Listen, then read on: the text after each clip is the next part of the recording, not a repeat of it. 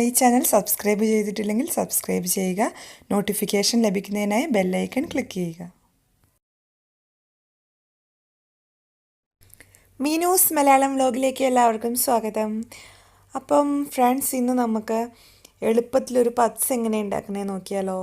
ഇതിന് വേണ്ടിയിട്ട് നിങ്ങൾ മാവ് കുഴക്കേണ്ട ആവശ്യമില്ല, ഓവൻ്റെ ആവശ്യമില്ല, മാവ് പരത്തേണ്ട ആവശ്യമൊന്നുമില്ല.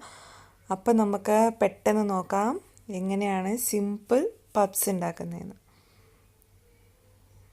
അതിന് വേണ്ടിയിട്ട് ഞാനിവിടെ 3 മുട്ട പുഴുങ്ങാൻ വെച്ചിട്ടുണ്ട്. പിന്നെ നമുക്ക് അതിൻ്റെ ഫില്ലിങ് എങ്ങനെയാണ് ഉണ്ടാക്കുന്നതെന്ന് നോക്കാം.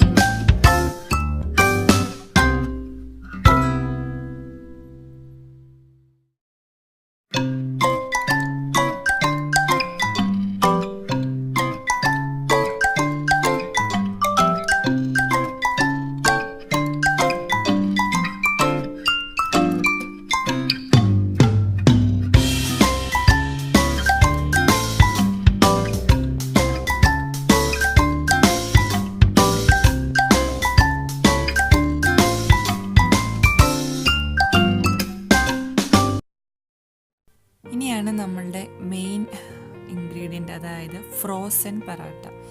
നമ്മൾ ഫ്രോസൺ പറാത്ത വെച്ചിട്ടാണ് ഇന്ന് ഈ പപ്സ് ഉണ്ടാക്കുന്നത്.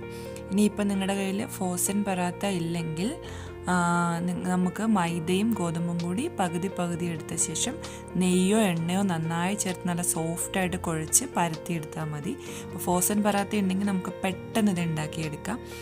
നമുക്കിങ്ങനെ പ്ലാസ്റ്റിക് ഷീറ്റ്സിലാണ് കിട്ടുന്നത്. അപ്പോൾ ഇതിൻ്റെ അടിയിലും മുകളിലും ഇങ്ങനെ ഷീറ്റ് വെച്ചിട്ടുണ്ടാവും. അപ്പോൾ നമ്മളിത് എടുത്ത് പുറത്ത് ഒരു 5 മിനിറ്റ് വെച്ച് കഴിയുമ്പോൾ നല്ല സോഫ്റ്റ് ആവും. ഫ്രീസറിലിരിക്കുമ്പോൾ കല്ല് പോലെ ഇരിക്കും. സോഫ്റ്റായി കഴിഞ്ഞിട്ട് നമുക്ക് പപ്സ് അത് ഫില്ല് ചെയ്ത് ഇങ്ങനെ മടക്കിയെടുക്കാൻ പറ്റുള്ളൂ. അപ്പം അതിന് വേണ്ടിയിട്ട് പുറത്തെടുത്ത് 5 മിനിറ്റ് വെക്കണം. അപ്പോൾ ഈ ഷീറ്റിൽ നിന്ന് റിമൂവ് ചെയ്യാതെ ഇങ്ങനെ തന്നെ വെക്കണം, അല്ലെങ്കിൽ ഇത് ഒട്ടിപ്പിടിക്കും. അപ്പോൾ ഇനി നമുക്ക് ഇതെങ്ങനെയാണ് പപ്സ് ഫില്ല് ചെയ്ത് വെക്കുന്നതെന്ന്. അതിന് വേണ്ടിയിട്ട് ഞാനിപ്പം ഒരു ഫ്രോസൺ പറാത്ത അത് നന്നായി സോഫ്റ്റ് ആയിട്ടുണ്ട്. അതിന് ശേഷം മാത്രം ഫില്ല് ചെയ്യുക. അത് ഒരു ഫ്രോസൺ പറാത്ത എടുത്ത ശേഷം അതിലേക്ക് കുറച്ച് മസാല നമ്മൾ ഇതിലേക്ക് ഇതിന് കറക്റ്റ് സെൻറ്ററിൽ തന്നെ വെച്ച് കൊടുക്കുക. അധികം വയ്ക്കേണ്ട, മടക്കുമ്പോൾ ചിലപ്പോൾ പൊട്ടി പുറത്ത് വരാൻ ചാൻസ് ഉണ്ട്. അപ്പോൾ ആവശ്യത്തിന് മാത്രം കുറച്ച് ആ നടുക്ക് തന്നെ വെച്ച് കൊടുക്കുക. ഇനി ഇതിൻ്റെ മുകളിലേക്ക് നമ്മൾ ഒരു മുട്ട പുഴുങ്ങിയത് വെച്ച് കൊടുക്കുക. ഇനി ഇത് നമ്മൾ 4 സൈഡും മടക്കി പപ്സിൻ്റെ ഷേപ്പ് ഉണ്ടല്ലോ അതിൽ എടുക്കുകയാണ്. അപ്പം ഇത് ഫ്രോസൺ പറാത്ത നമുക്ക് ഇവിടെ എല്ലായിടത്തും അവൈലബിൾ ആണ്. നാട്ടിൽ എനിക്ക് അറിയില്ല എല്ലായിടത്തും ഇത് കിട്ടുമോയെന്ന് എനിക്കറിയില്ല. അങ്ങനെ കിട്ടുമെങ്കിൽ പപ്സ് ഉണ്ടാക്കാൻ വളരെ എളുപ്പമാണ് നമുക്കിത് വെച്ചിട്ട്. ഇനിയിപ്പോൾ അല്ലെങ്കിൽ ഞാൻ പറഞ്ഞല്ലോ, നമ്മൾ മൈദയും മാവും ഗോതമ്പ് പൊടിയും കൂടി സമാസമം എടുത്ത ശേഷം നന്നായി എണ്ണയോ നെയ്യോ നന്നായി യൂസ് ചെയ്ത് നല്ല സോഫ്റ്റായിട്ട് പൊറാട്ടയ്ക്കൊക്കെ നമ്മൾ കുഴയ്ക്കുന്ന പോലെ തന്നെ കുഴച്ചെടുത്ത് ഇതുപോലെ പരത്തിയെടുത്താൽ നമുക്ക് ഈ ഷീറ്റ് ഉണ്ടാക്കിയെടുക്കാൻ പറ്റും. അപ്പോൾ ഫ്രോസൺ പറാത്ത കിട്ടുമെങ്കിൽ വളരെ എളുപ്പമാണ്. വേറെ ഒന്നും നമ്മൾ ചെയ്യേണ്ട. അതിലേക്ക് ഇങ്ങനെ ഫില്ല് ചെയ്യുക, മസാല ഉണ്ടാക്കുക, ഫില്ല് ചെയ്യുക, ഇങ്ങനെ വയ്ക്കുക. അതിന് ശേഷം ഓവനും ആവശ്യമില്ല, സാധാരണ പാനിലാണ് ഞാനിത് ചെയ്തെടുക്കുന്നത്.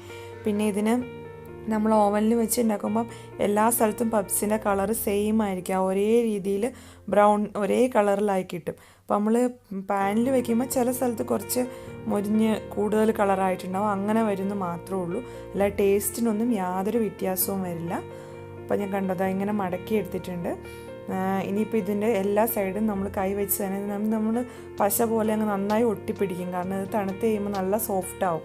അപ്പോൾ നമ്മൾ കൈ വെച്ച് നന്നായിട്ട് അതിൻ്റെ ഓരോ സൈഡും കോർണർ പിന്നെ നമ്മൾ ഈ ഒട്ടിച്ച് വെച്ചിരിക്കുന്ന സെൻറ്റർ ഭാഗം അതൊക്കെ ഒന്ന് നന്നായി അമർത്തി പ്രസ് ചെയ്ത് കൊടുക്കുക. കാരണം നമ്മൾ ചൂടാക്കുമ്പോൾ ഇത് തുറന്ന് പുറത്തേക്ക് വരാതിരിക്കാൻ വേണ്ടിയിട്ടാണ്, അത് പ്രത്യേകം ശ്രദ്ധിക്കുക.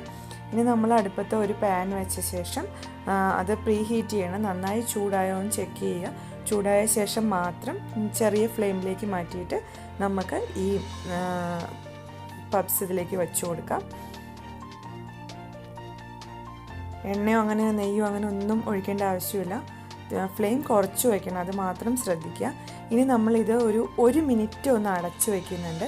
1 മിനിറ്റ് അടച്ചു വയ്ക്കുന്നതെന്ന് വെച്ചാൽ ഒന്ന് ആവി കയറി അതൊന്ന് സെറ്റാകും.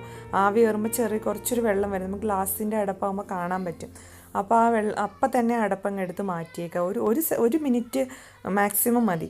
അപ്പോൾ എന്ത് കഴിഞ്ഞാൽ അതിൽ കൂടുതൽ വെച്ച് കഴിഞ്ഞാൽ ഇതാകെ എന്താ പറയുക, അതിൻ്റെ വെള്ളമൊക്കെ വീണിട്ട് ഇതായി പോകും. അപ്പോൾ 1 മിനിറ്റ് മാത്രം നമ്മളങ്ങ് മാറ്റി വയ്ക്കുക. അതിൻ്റെ ആവി വീണ് കഴിഞ്ഞാൽ പിന്നെ കൊള്ളാം. ജസ്റ്റ് 1 മിനിറ്റ് വെച്ച ശേഷം മാറ്റുക.